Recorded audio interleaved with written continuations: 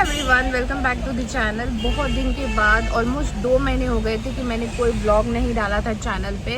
और बीच में ऐसी क्राइसिस हो गई थी कि मेरे फादर की डेथ हो गई थी, तो उसमें तो मैं और डिस्टर्ब हो गई थी।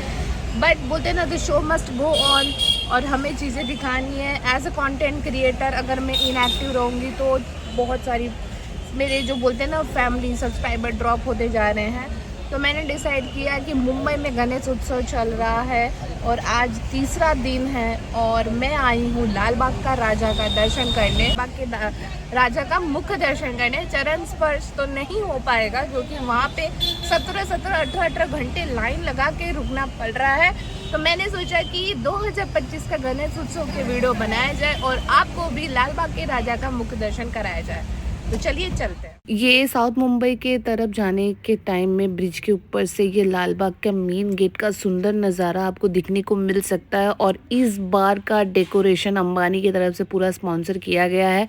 तो आप इससे देख के अंदाज़ा लगा सकिएगा कि अंदर की चीज़ें कितनी ज़्यादा खूबसूरत होने वाली हैं। मैं यहाँ पे फाइनली पहुँच गई। अब मैं लाइन में लगने जा रही हूँ और पब्लिक इतनी ज़्यादा मुझे दिख रही है। अब देखते हैं कितना समय लगता है मुझे बप्पा के पास पहुंचने के लिए। आप जैसे लाल बाग पहुंचेंगे ना, आपको एरो से इंस्ट्रक्शन कर दिया जाएगा कि आपको चरण स्पर्श की लाइन कहां से लगानी है, मुख्य दर्शन की लाइन कहां से लेनी है। बस आप उसे फॉलो करती जाइएगा, आप बप्पा के पास पहुंच जाएंगे।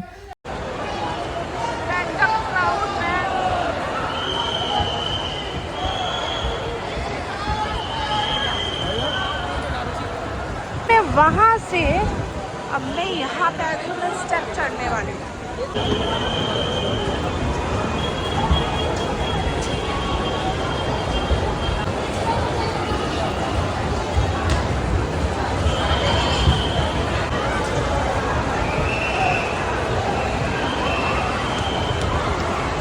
ये खराब चीज़ लग रही है, बीच बीच में से लोग घुस रहे हैं।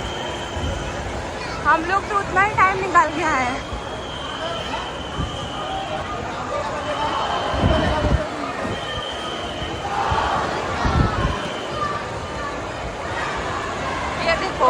ये इनकी देखिए सिक्योरिटी है, बीच बीच से घुस रहे हैं। सबसे जैसी ऐड आपको मिल जाएगी यहाँ पे देखने को।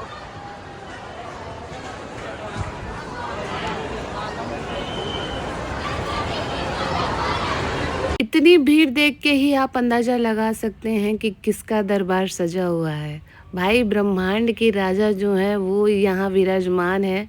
और जवान बोलो, बूढ़े बोलो, बच्चे बोलो, 3-3, 4-4, 5-5 घंटे ऐसे ही लाइन में खड़े रह जाते हैं बस बप्पा का नाम ले करके। तो आप उसी से अंदाज़ा लगा सकिएगा कि लाल बाग के राजा कितने ज़्यादा माने जाते हैं। और ये नौसाचे राजा हैं।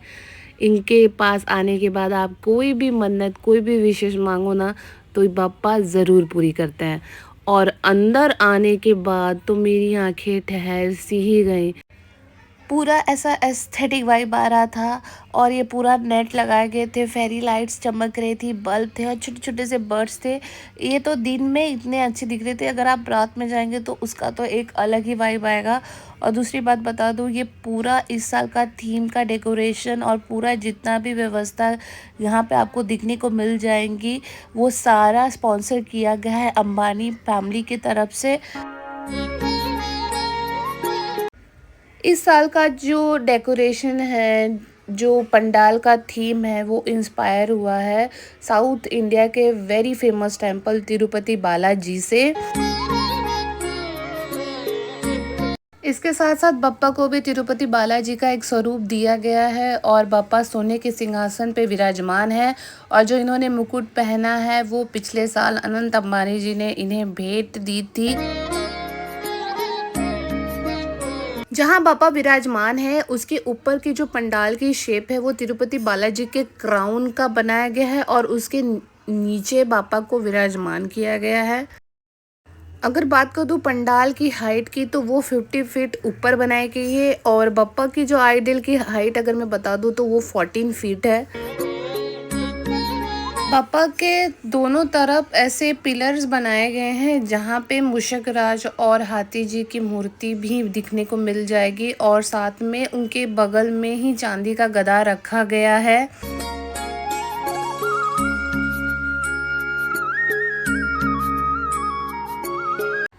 इस साल लाल बाग के राजा को 91 इयर्स हो चुके हैं यहाँ पे गणेश चतुर्थी मनाते हुए।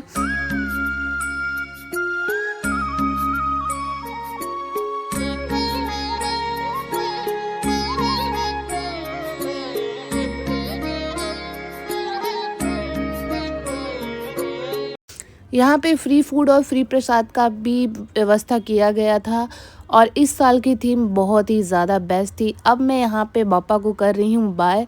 अब मैं निकलूँगी यहाँ से मुंबई के राजा के लिए, जो कि बगल में ही थे। तो बापा ऐसे ही अपनी कृपा बनाए रखना, फिर मिलेंगे अगले साल। और मैं निकल आई मुंबई के राजा का दर्शन करने, और यहाँ पे मैंने 20 रुपये का पास लिया क्योंकि लाइन बहुत लंबी थी और बारिश स्टार्ट हो गई थी।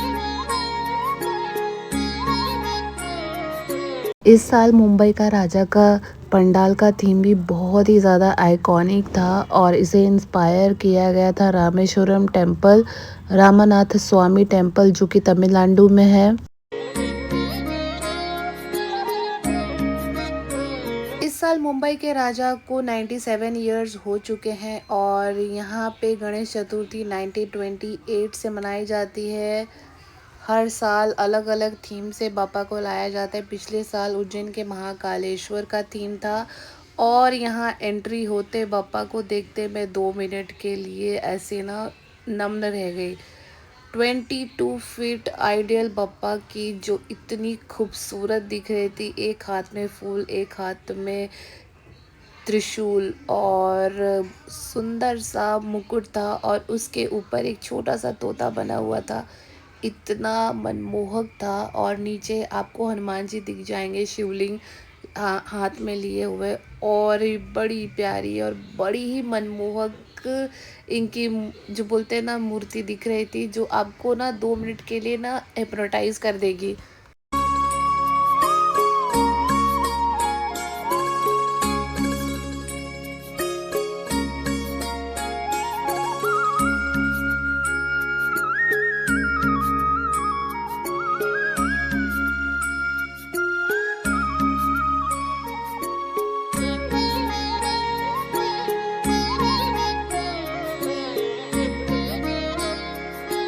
मुंबईच्या राजा का दर्शन करने के बाद उसी के अपोजिट में very famous eco friendly Ganpati देखने गई, जो कि तेजुकाचा राजा के नाम से जाने जाते हैं, और ये तीसरी आइडल है जो लाल बाग में बहुत ज़्यादा फेमस है। इस साल इनको एक योद्धा के रूप में लाया गया है, और ये इको फ्रेंडली है। ये सिर्फ कागज़ और कॉटन और फूलों और नारियल के छिलकों से बनाए गए हैं। अभी मैंने लाल बाग का राजा का दर्शन किया, मुंबई के राजा का दर्शन किया, और जस्ट उसके अपोजिट में तेजुकाचा राजा का दर्शन किया। अभी मैं जा रही हूँ परेल के राजा का दर्शन करें, बट यहाँ पे बारिश बहुत तेज़ हो रही है। हमें 11 बजे का घर से निकली थी, और अराउंड 3 घंटे हो चुके हैं, और अभी तक मेरा अभी दर्शन ऑलमोस्ट पूरा पानी में भीगने के बाद मैं पहुंची परेल के महाराजा के दर्शन करने, जो कि इस समय बहुत ज़्यादा फेमस हो रहे अपने सिमेट्रिक पोजीशन को लेकर के। मूर्तिकार अरुण दत्ते जी ने बापा को 45 डिग्री में बेंड करके कलयुग के असुर का वध करते हुए दिखाया। एक तरफ उन्होंने देवताओं को रखा है, एक तरफ उन्होंने असुरों को रखा है, और इस थीम से उन्होंने ये हमें दिखाया है कि हमें हमारे आसपास के नेगेटिविटी को कैसे दूर करना चाहिए।